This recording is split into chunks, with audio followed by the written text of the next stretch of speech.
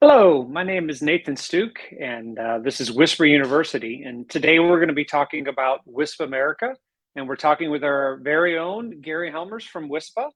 Gary, why don't you Hello, tell us a everyone. little bit about yourself and how did you get here? What are you excited about just with the world today? I've been part of the ISP and the WISP industry for over 20 years now. I worked for an ISP for 19, and this summer will be my sixth anniversary with WISPA. I came to work for them as doing sales of membership and our trade shows. I'm now the sales manager, and we have someone else helping me out as well, doing primarily membership sales and relations. And Right, right. so WISPA continues to expand. That's always exciting. And in general, I'm just excited that the warmer weather is starting to creep into everywhere. I'm looking forward to going down to New Orleans. Things ought to be gorgeous down there. I think the Oh, they should.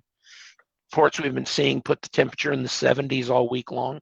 So yeah, it's should be. I haven't been to New Orleans in probably 15, 16 years. Oh, So I'm wow. looking forward to it. Wow. Yeah, I've been down there a couple of times, but not in a long time. So um, don't know Yeah, why that particular place has missed my radar recently, but I'm looking forward to it. It's a fun place. So that's good. yeah. That's good. Yeah, I'm just excited that it's 50 degrees where you're from and it's 80 degrees where I'm from outside of St. Yeah. Louis. So, Well, you're Reno, St. Louis, yeah.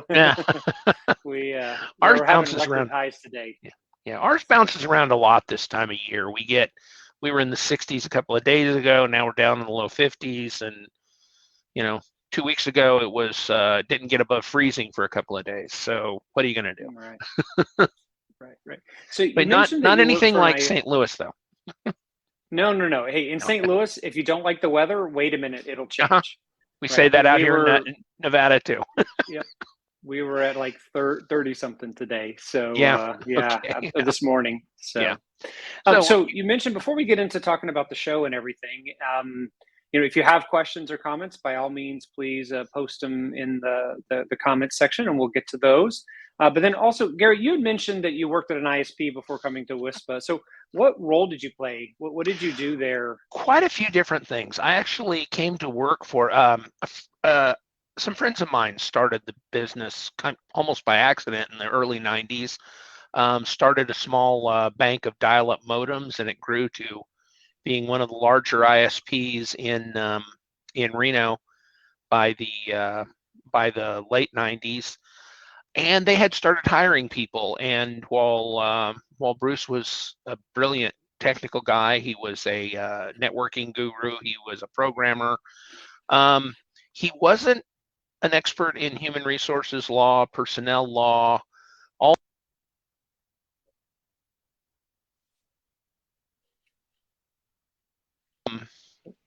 Excuse me. My There you go. I was gonna say I lost you. I wasn't sure if it was just me. No, I'm sorry, my phone went off and it grabbed my headset away from me. So anyway, so they Technology. hired me. I had a background in personnel management, human resources, various things. So I went to work originally to take over that part of their business to help them grow that part of the personnel side. Did some sales for them as well. Did any kind of administrative position you can think of. Mhm. They're going to keep calling me. I'm going to put this on Do Not Disturb real quick. Just give Perfect. me a moment because they are going to. I am on Do Not Disturb. Why is that ringing? Oh, I know why. I'm going to disconnect it from my headset though. I don't. That'll work. Yeah. Okay. Anyway, the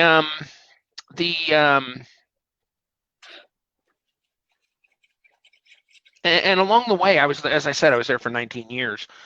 They went from being purely dial-ups to being wireline DSL. They were the first company to offer DSL as a residential and business product, to even beat the local Hmm. telco, which at the time was called Nevada Bell.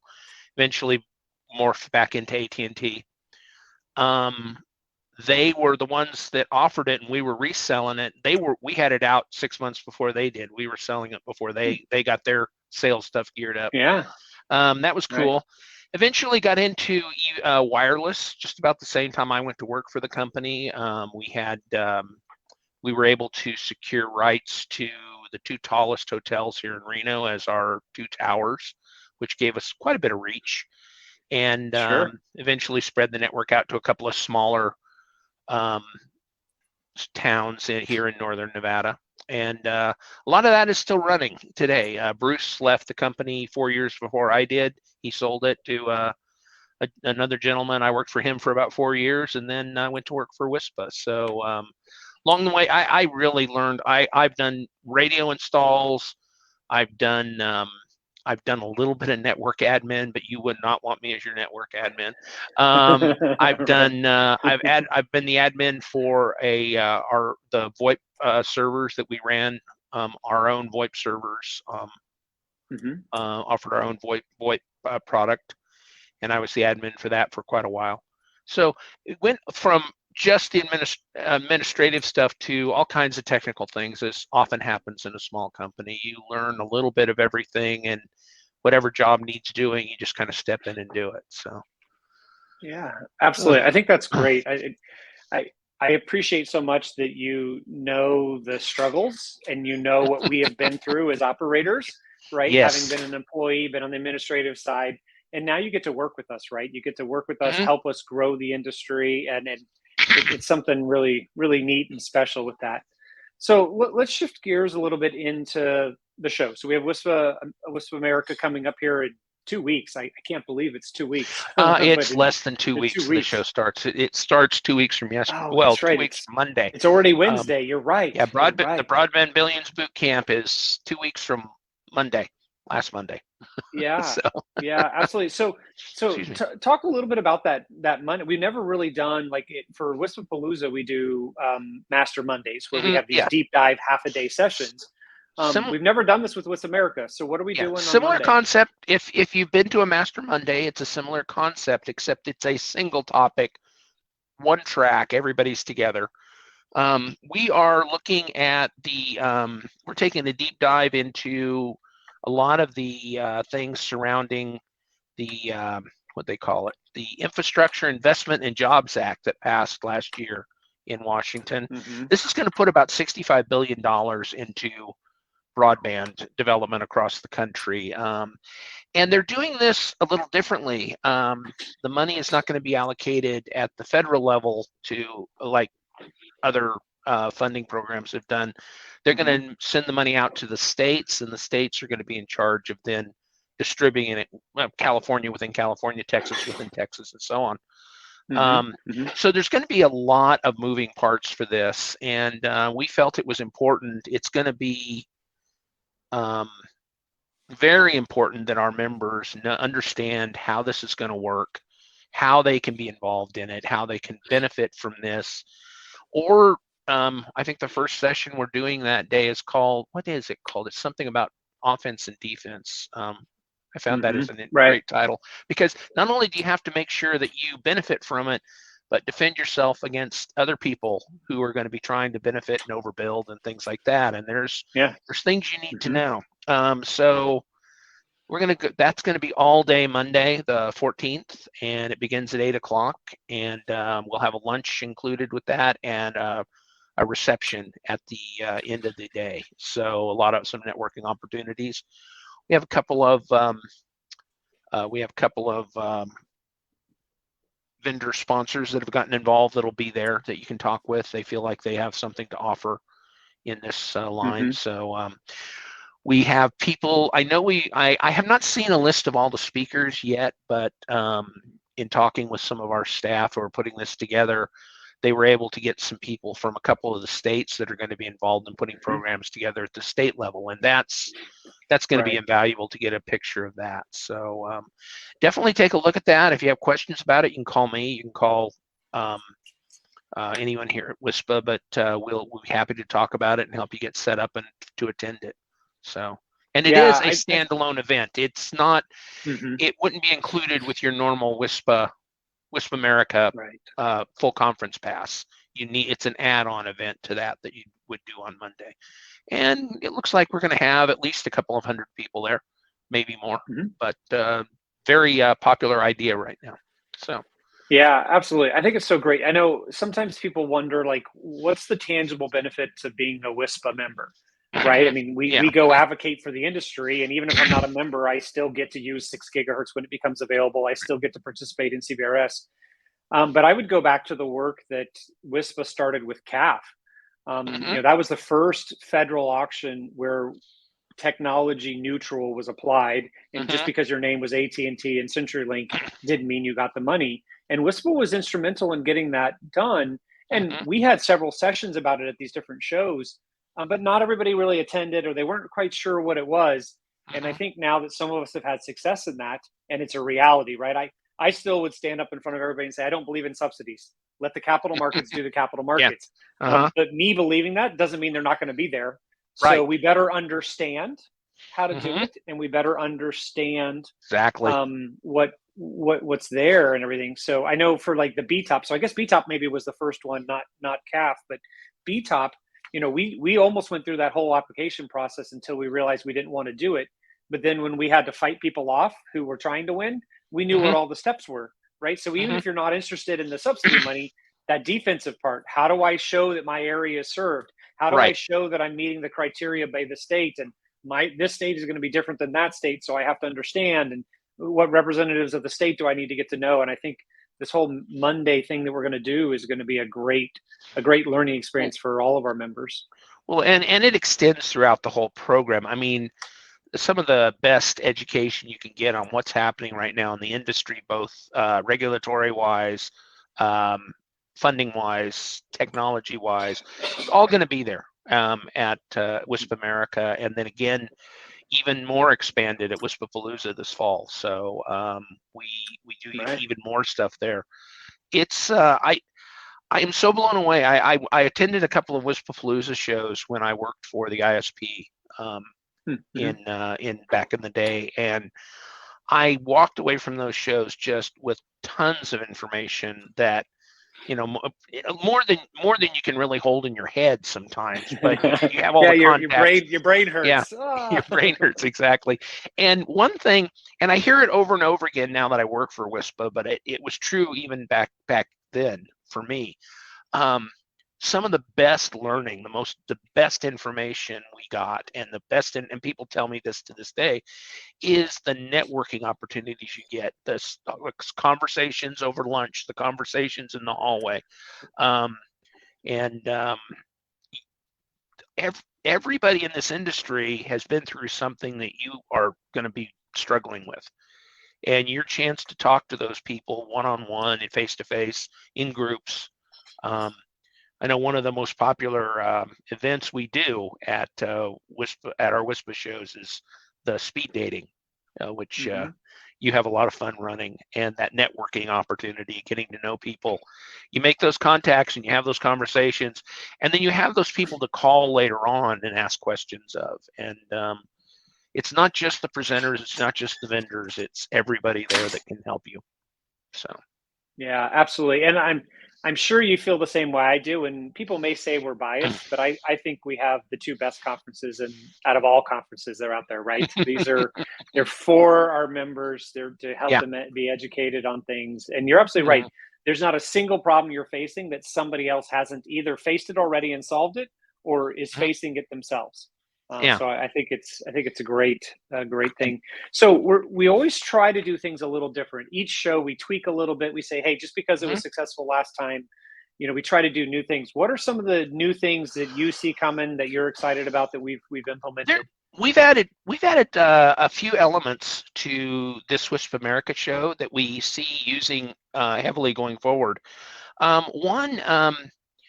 All of these people have been at WISPA shows before, but we're pulling them out of the exhibit hall to give them their own standalone help desks in the reception area right outside the exhibit hall.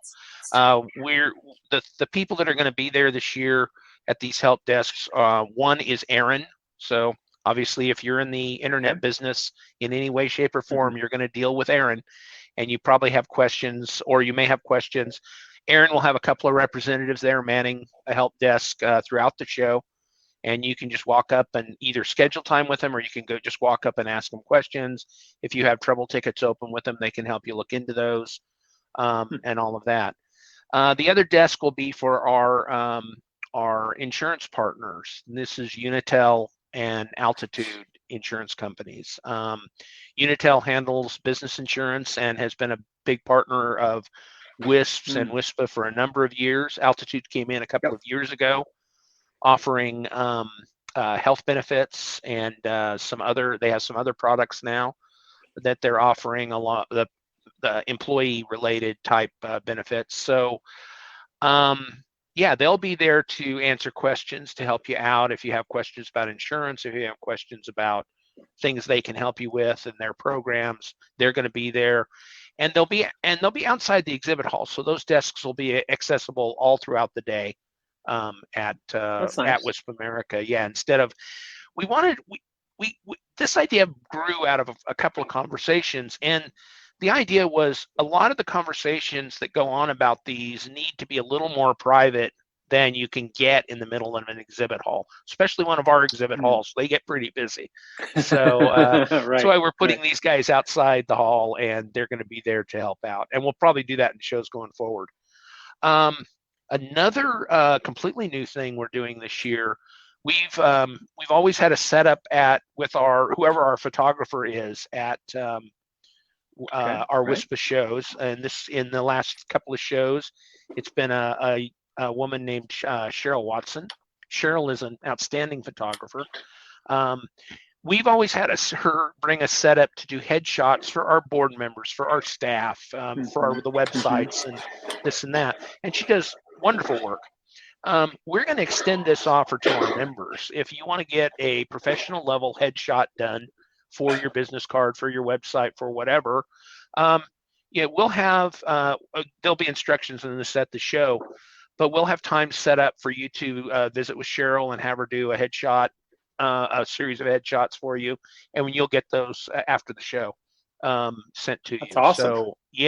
So this is just a benefit that we're giving out there to the members. So Gary, do you know how you can tell it's a professional photographer? They get paid. Will they get paid? No. Okay. 1, 2, they make you look better. And 3, they make you sit in really weird positions. They actually do. And being a photographer, being a photographer myself, I appreciate that. But I've never been. My stuff's always been landscape and sometimes sports and things like this. But I've never done much portrait photography, and so I'm always fascinated working with a good headshot or portrait photographer, because they get you in these positions and you're like, put this shoulder forward and lean and bring the chin up a little, and you feel like you look ridiculous, and then you see the pictures and you go, perfect. So you're right, it is. And Cheryl does that to you, by the way. She's shot headshots for me. So absolutely. So you mentioned the exhibit hall. I want to jump to the exhibit hall. Sure. How many vendors are we sold out? What does that kind of look like? We have been sold out, Nathan, for the last 3 weeks. We added additional booths twice to the floor, and we quickly sold out the expansions both times. We toyed with doing another expansion, but there was no kind of reasonable way to make it flow without blowing the floor apart. We didn't want to do that. We have 120 exhibitors at WISPAmerica in 2 weeks. 120. Comparing that to the highest we've ever had was in 2019, where we had 99. So we have 20% more vendors at this show than we've ever had at a WISPAmerica. It's really phenomenal. The interest vendors have in our industry right now and our membership is huge. I took 2 calls yesterday and 1 today from vendors looking to see if they could buy booth space at the show. We're less than 2 weeks from opening the show, and I'm getting calls from people saying, can I still go to space? And I'm like, no, you can't. No. Yeah. No, That's going to make we're actually, I look at these. Go yeah, ahead. go ahead. No. I was gonna say, I look at these, when I go to a show, no matter what show I go to, it's a job, right? I am there to Right. meet people, to learn, Hmm. and to Right. help people, and to help learn myself. So I make it a point to go and introduce myself to every single vendor and ask them, what do you do? Because I may not be looking for their services, but gee, 6 months from now, when I run into a problem, I want their service. So Hmm. I make it a point to go to every single one of them. And Gary, you keep expanding the hall. I'm going to have a hard time getting all of them Yeah, all well, in. it is. This It is a is. good problem. And I mean, as a comparison, WISPApalooza, which has always been a show about twice Mhm. as large year over year Right. as WISPAmerica, the most vendors we ever had there was 182. So Yeah. this show is closing rapidly. I'm fascinated to open up sales of WISPApalooza here in a month or so and see what happens. It could be really off the charts by the time we get to Las Vegas this fall. Yeah. Yeah. So So speaking of size of the show, mhm. what's our registration number? Where are we with that? We're sitting at 760 as of just a few minutes ago. Nice. To put that in perspective, this far out last year, we ended up at 950 attendees last year Mhm. in Dallas, and this far out, we were at between in the time we have left up to on-site sales at the show, we added just over a little more than 300 or right at 300 more attendees. Mhm. Trying Mhm. to say that in a way that makes sense, but we're expecting to have somewhere around 1,100 or better people, which will match the attendance of our best WISPAmerica back in 2019, which it just shows everybody's ready to get back out there, get together. I Uh-huh. was at I was down in Las Vegas for a couple of days last week for a trade show, and it was everybody was just excited to be there. I ran Mhm. into a few of our people down there and chatted with them. I ran into a lot of new people. This was an organization that supports the tower building industry, Hmm. and Okay. so it was a really interesting show, and met a lot of people. And a lot of times when I go to shows, I'm not there. Unlike you, I'm not there so much for the educational side, because learning how to build towers isn't going to really help me in my job. but Right. Right. I'm there to talk to the individuals. I'm there to talk to the vendors and find out if they'd be a good fit for WISPA. Came back with a pretty good sized stack of cards.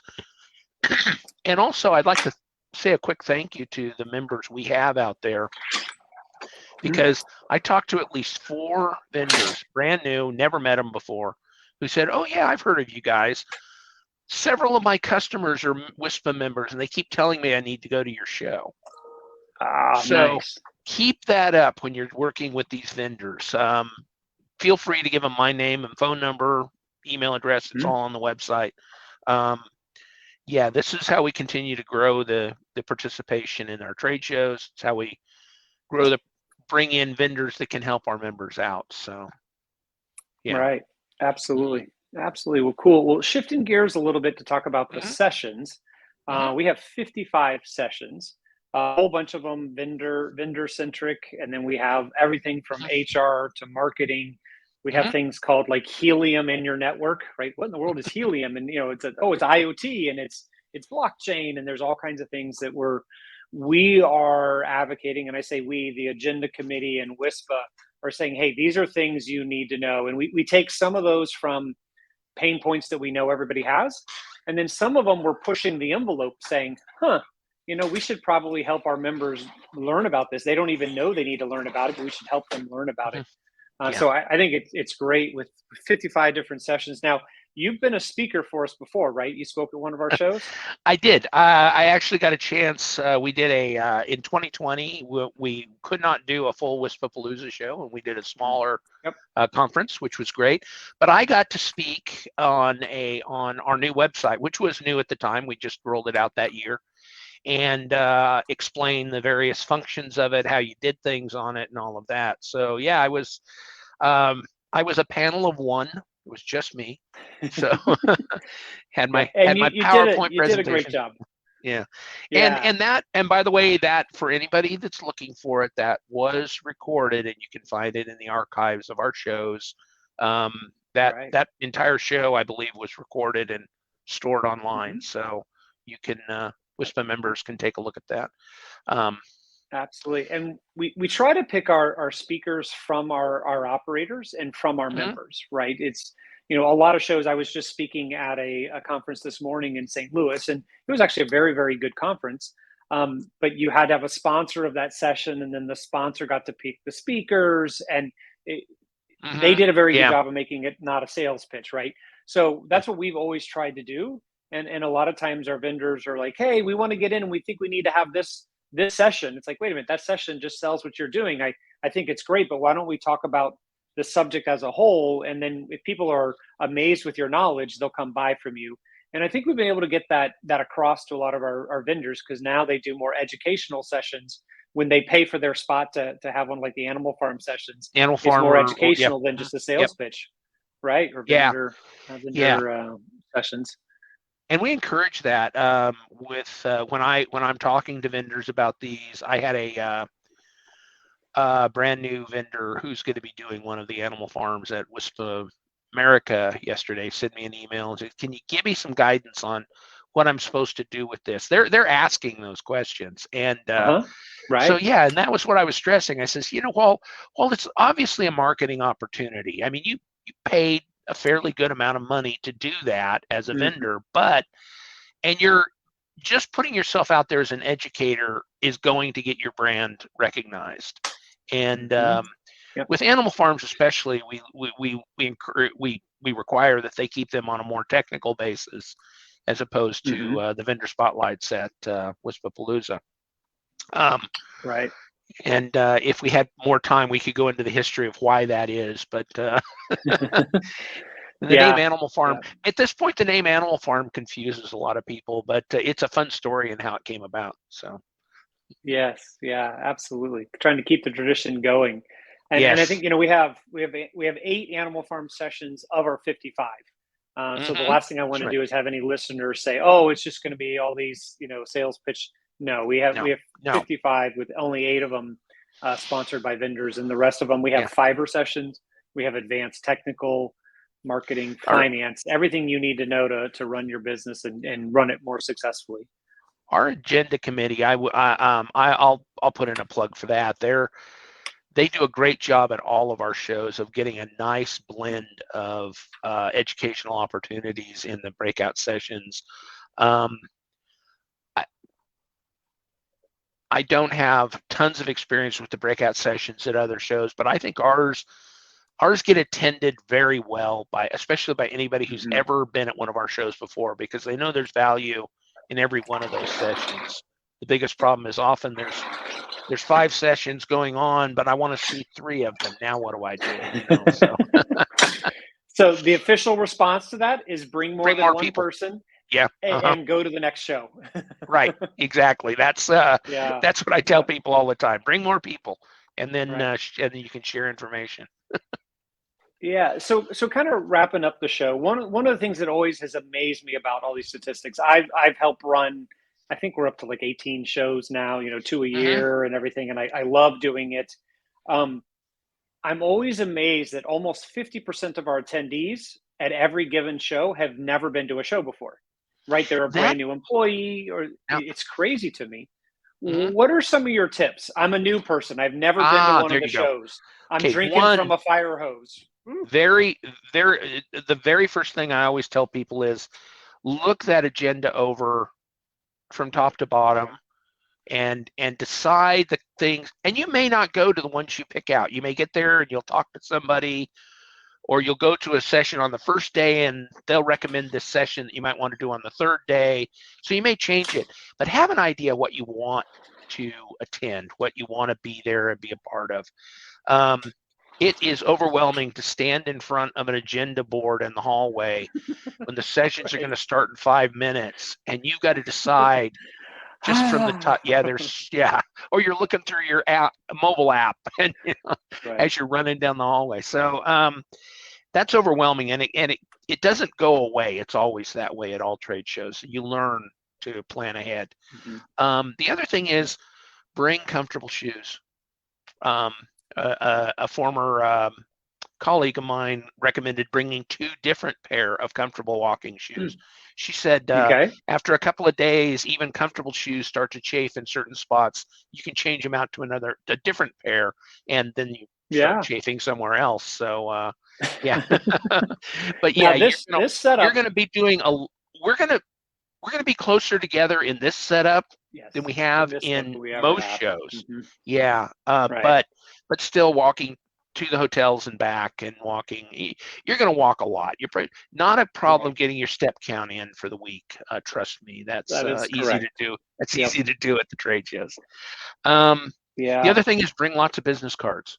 I can't tell you how many times I've gotten down to the final day, or even the second to last day of one of our shows in the afternoon, and I'll ask somebody, "Can I get your business card?" And they say, "I didn't bring enough. I'm out." Bring lots of business cards. You're gonna. We get back to the networking thing. You're gonna be talking to a lot of people, and that's a big part of it, is trading those cards, taking the cards, right? Carry a pen with you. Make sure you can make notes about, what did I talk to this person about? Why do I want this to talk to? Because you're going to go home and you're going to have a stack of cards, yay high, and you're going to start going through them. You're going, now, who the hell was Nathan Stook? I put my picture on my business card for that reason. So my picture's on my business card, and my response rate of people actually calling me or texting me or whatever about whatever we were talking about went up almost double, because just that picture was like, oh, that's who that is. I remember talking to him. So definitely. I'll have to pass that along to our Wisper people that build our business cards, because we don't have our picture on the card. So right, absolutely. But those are 3 of the biggest tips. Get involved in the networking events. We have a couple of those built into. We have the opening session. Everybody's together all morning, and a lot of chances to talk and meet with people. We have a reception scheduled at the Gordon Bierst Brewery. It's about a 12-minute walk from the convention center. We're going to be doing that Wednesday evening, and that is included in the price of your pass. If your pass covers Wednesday in any way, shape, or form, you're going to get a couple of drink tokens, and we're going to have free appetizers and some food there for you. So, come on out. There's a great networking event. I've seen pictures of the brewery. As I was telling Nathan earlier, I haven't been in New Orleans in a long time, so I'm looking forward to it. So I don't know the place myself, but I've talked to people who've been there, and they said it's really nice.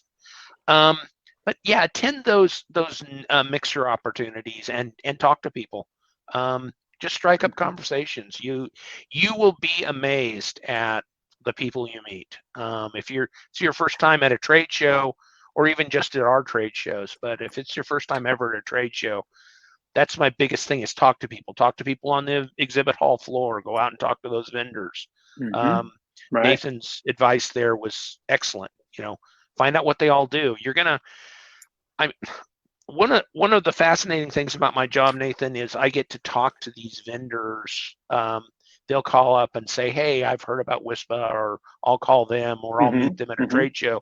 And my first question, unless I really already know what they do, is, "So tell me about yourself. What does your company do?" And there's stuff out there I never knew existed, even within our industry. And you sit and listen to these guys talk about it, and it's fascinating. So, have conversations. Great. Well, Gary, thanks so much for being on. It's always a joy having you on to get to talk about the show. We did have a couple questions. Okay. Surprise, surprise, they're all around COVID. I'm not shocked. But that's okay because that is a concern, and Yes. I think the question asks if it was there in the updates on the show, and I know we are going to be following whatever the CDC and whatever New Orleans requires, right? So that's kind of, some people say, "Oh my goodness, I can't believe you're doing this," or "Oh my goodness, I can't believe you are doing this." Kind of, we're at the mercy to follow what they have. Yeah. Yeah. And then go ahead. No, I was going to say, I was just going to chime in on that. Right now, New Orleans, unfortunately, does have some of the more stringent requirements. We're watching that very closely. We think it might change, but we don't know for sure. We track it daily. This gentleman, Brad, that just posted, he said he literally just got a text from New Orleans COVID website saying they've lifted the mask mandate for most public indoor spaces. So that is, hopefully, I haven't validated that yet. I have not. That'd be great. I haven't seen that yet. I haven't seen it come through. Oh, wait a minute.